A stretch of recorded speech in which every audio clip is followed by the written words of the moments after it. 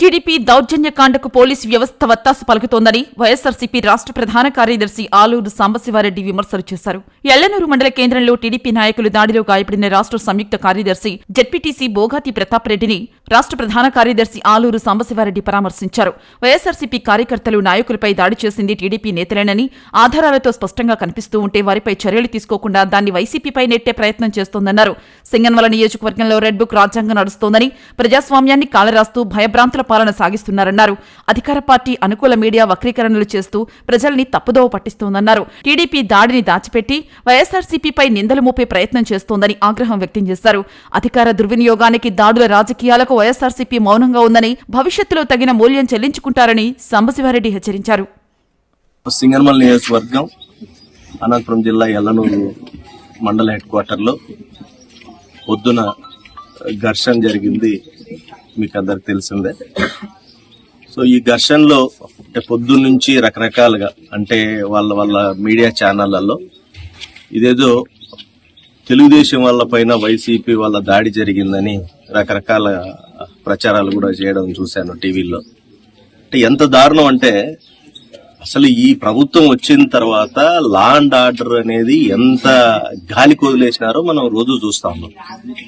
ఎక్కడా కూడా అంటే ఆ రెడ్ బుక్ రాజ్యాంగం అని రకరకాలుగా అంటే ముఖ్యమంత్రి నుంచి డిప్యూటీ చీఫ్ మినిస్టర్ కావచ్చు, మంత్రులు కావచ్చు, సాక్షాత్ హోంమంత్రి కావచ్చు, వీళ్ళందరూ కూడా కేవలం అంటే రెడ్ బుక్ రాజ్యాంగం ఏమొస్తే వాడిని పొడుస్తాం, వీడిని పొడుస్తాం, ఇటు చేస్తాం, చంపుతాం, నరుకుతాం అనే మాటలు మాట్లాడి ఎలక్షన్స్ ముందు నుంచి కూడా ఒక కార్యకర్తలకు అంటే తెలుగుదేశం పార్టీకి చెందిన వాళ్ళందరికీ ఒకటి ఏం క్రియేట్ చేసినారంటే మన ప్రభుత్వంలో మనం ఏమైనా చేయొచ్చు, మనం ఎవడు అడిగేవాడు ఉన్నాడు, ఏ పోలీసు మమ్మల్ని ఆపలేడు, మేము ఎవరినైనా కొడతాము, ఎవరినైనా నరుకుతాం, ఎవరినైనా చంపుతాం అనే ధోరణిలోకి వెళ్ళిపోయింది. మనం రోజు చూస్తాం. ఇట్లాంటి పరిస్థితుల్లో ఈరోజు తెలుగుదేశం మీద జాడి జరిగింది అనేది ఎంత హాస్యాస్పదమో మీకు అందరికీ అర్థమైంటది. ఈ పాటికి ఇక్కడ ఒకటి నిజంగా జరిగింది ఏంటంటే మా జెడ్పీటీసీ ఈరోజు అనంతపురంలో నాయకుల్ని విష్ చేయడానికి వచ్చేటప్పుడు ఆ ఊరికి ఎల్లనూరు మండల జెడ్పీటీసీ అయిన ప్రతాప్ రెడ్డి ఆ ఊర్లోకి ఎంటర్ అయినప్పుడు ఆ ఊర్లో ఉన్న మా పార్టీకి చెందిన కార్యకర్తలు అన్నకు ఫోన్ చేసినారు, అన్న మా ఇండ్ల మీదకి దాడి చేస్తున్నారు, ఒకసారి మీరు పోలీసులకు చెప్పి పోలీసులను పంపించండి అని. ఈయన పోలీసులకు ఫోన్ చేశారు, వెయిట్ చేశారు, రాలేదు. సో ఏం చేస్తారు, ఎవరైనా మనకు సంబంధించిన వాళ్ళ మీద దాడి జరుగుతుంది, మన వాళ్ళు ఇబ్బందులు పడుతున్నారు, వాళ్ళు ఎవరో కొట్టేకొస్తున్నారు తెలుగుదేశం వాళ్ళు అన్నప్పుడు ఆబ్వియస్లీ ఒక లీడర్ అనేవాడు దట్టు జెడ్పీటీసీ అక్కడికి పోతాడు, ఏది వాళ్ళని అడ్డుకోవడానికి కానీ సేఫ్ కానీ అక్కడ పోయి కనీసం మన ఊరికి తోడు ఉండాలి కదా. ఎందుకు పోలీసులు రానప్పుడు జరిగింది. వచ్చిన తర్వాత అక్కడికి వెళ్ళిన తర్వాత అసలు ఘర్షణ వాతావరణం సృష్టించింది వాళ్ళే దాడి చేశారు. వీళ్ళు ఎంతసేపు ఉన్నా వీళ్ళ కాపాడే ప్రయత్నంలో ఏవైనా కొద్ది గొప్ప వాళ్ళకు కూడా జరిగిండొచ్చేమో, కానీ డెఫినెట్లీ దాడి జరిగింది వైఎస్ఆర్ కాంగ్రెస్ పార్టీ కార్యకర్తల పైన. అందులో భాగంగా ఈవెన్ మా జెడ్పీటీసీ మీద కూడా దాడి చేశారు, అది కూడా క్లియర్ గా ఆయన తెలుస్తా ఉంది.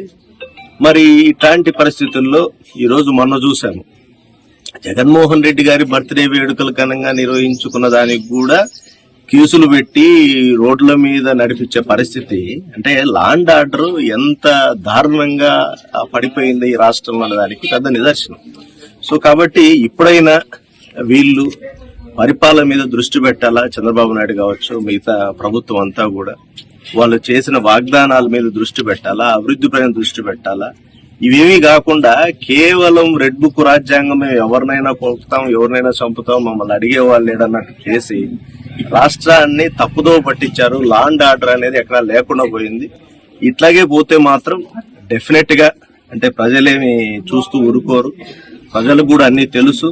రేపు పొద్దున వాళ్ళకి అవకాశం వచ్చినప్పుడు ఆ ఆగ్రహం ఎట్లా ఉంటుందనేది మీరే చూస్తారు.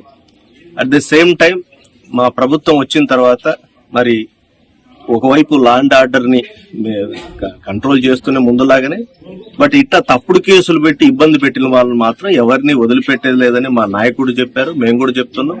డెఫినెట్ గా ఈ తెలుగుదేశం పార్టీకి చెందిన నాయకులు కానీ కార్యకర్తలు కానీ ఇది గుర్తుపెట్టుకుని మెలగండి. మీరు పైన మీ నాయకులను ఇంకోరినో వాళ్ళని చూసుకొని మీరు ఇట్లాంటివి చేసుకుంటూ పోతే రేపు మీరెంత ఇబ్బంది పడతారో మీరు ఒకసారి ఆలోచించుకోమని ఈ సందర్భంగా తెలియజేస్తున్నాను.